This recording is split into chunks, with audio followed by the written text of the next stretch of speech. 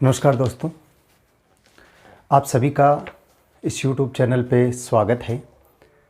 जैसा कि अपने हर संडे को टेस्ट पेपर होता है, तो आज संडे है इसलिए आज भी अपने टेस्ट पेपर होगा। नियमित रूप से पिछले काफ़ी टाइम से अपने हर संडे को टेस्ट पेपर हो रहा है।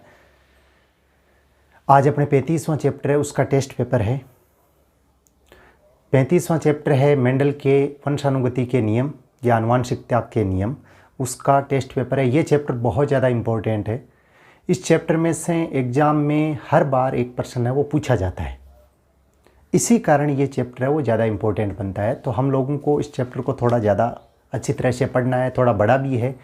इस चैप्टर के काफ़ी वीडियो हैं जो मैंने डाले हैं, तो सबसे पहले तो आप लोग उन वीडियो को प्लेलिस्ट में जाकर देखिए, उसके बाद में ये टेस्ट पेपर है उसको सोल्व कीजिए। तो हम टेस्ट पेपर स्टार्ट करते हैं।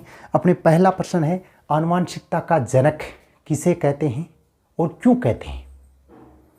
पहला प्रश्न ध्यान से सुनना, आनुवंशिकता का जनक किसे कहते हैं, क्यों, कारण भी बताना है कि उसको क्यों बोलते हैं। जिसको भी आनुवंशिकता का जनक बोलते हैं उसको क्यों बोला जाता है, ठीक है।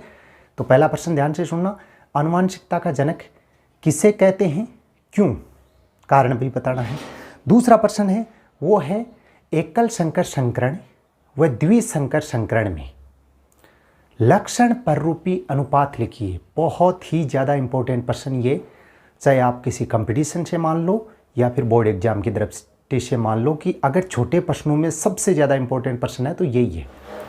प्रश्न क्या है कि एकल संकर संकरण व द्विसंकर संकरण में लक्षण पररूपी अनुपात। पहले तो आपको क्या करना है, एकल संकर संकरण का अनुपात लिखना है, उसके बाद में किसका लिखना है, द्विसंकर संकरण का अनुपात लिखना है।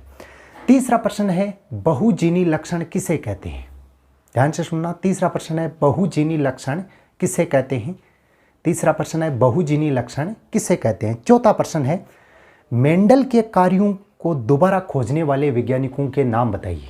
मतलब मेंडल ने जो काम किया उसको दोबारा जिन वैज्ञानिकों ने वापस प्रयोग किया उनके नाम बताने हैं आप लोगों को।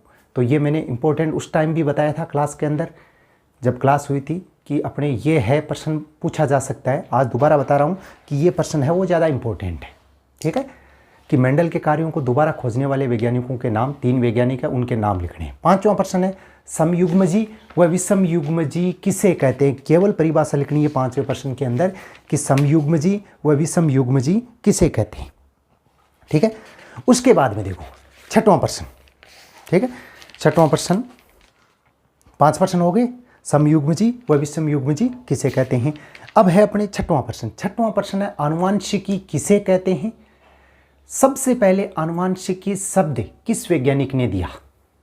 ध्यान से सुनना, छठवां प्रश्न, आनुवंशिकी किसे कहते हैं और सबसे पहले आनुवंशिकी शब्द है वो किसने दिया। सातवां प्रश्न है, संकर पूर्वज संकरण या प्रतीप संकरण किसे कहते हैं। परिभाषा लिखनी है, संकर पूर्वज संकरण या प्रतीप संकरण किसे कहते हैं। आठवां प्रश्न है, बहुविकल्पी एलील किसे कहते हैं। केवल परिभाषा लिखनी है, बहुविकल्पी एलील किसे कहते हैं। नौवां प्रश्न है, सह प्रभाविता किसे कहते हैं। नौवां प्रश्न क्या है, सह प्रभाविता किसे कहते हैं। और 10वां प्रश्न है, घातक जीन किसे कहा जाता है। तो ये तो छोटे प्रश्न है 10 प्रश्न तक कि घातक जीन किसे कहा जाता है, 10वां प्रश्न। 11वां प्रश्न है, मानव में लिंग निर्धारण को सचित्र समझाइए। 11वां प्रश्न के अंदर क्या करना है, मानव में लिंग निर्धारण को सचित्र समझाना है। 12वां प्रश्न है, स्वतंत्र अपव्ययन के नियम को विस्तार पूर्वक समझाइए। मतलब पहले स्वतंत्र अपव्ययन के नियम की परिभाषा लिखनी है, उसके बाद में उसका रेखा चित्र बनाना है जो मैंने बताया था, ठीक है। तो 12वां प्रश्न है, स्वतंत्र अपव्ययन के नियम का विस्तार से समझाइए, मतलब उसके अंदर आपको चित्र भी उसका बनाना है। 13वां प्रश्न है, एकल संकर संकरण को समझाइए, मतलब F1PD और F2PD दोनों ज्ञात करनी है। 14वां प्रश्न है, मेंडल की सफलता के क्या कारण थे, कारण बताइए। तो 4 कारण लिखने हैं, मेंडल की सफलता के क्या कारण थे। और लास्ट 15वां प्रश्न है वो है, मेंडल ने मटर के पादप को क्यों चुना। 15वां प्रश्न है, मेंडल ने मटर के पादप को क्यों चुना। तो ये 15 प्रश्न, जैसे हर बार मैं हर चैप्टर में 15 प्रश्न देता हूँ, उसी प्रकार से ये 15 प्रश्न आप लोगों के लिए इम्पोर्टेंट एग्जाम की दृष्टि से वार्षिक परीक्षा में इनमें से प्रश्न पूछा जाएगा।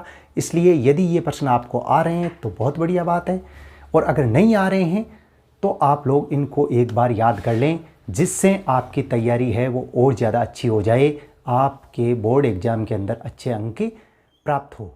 धन्यवाद।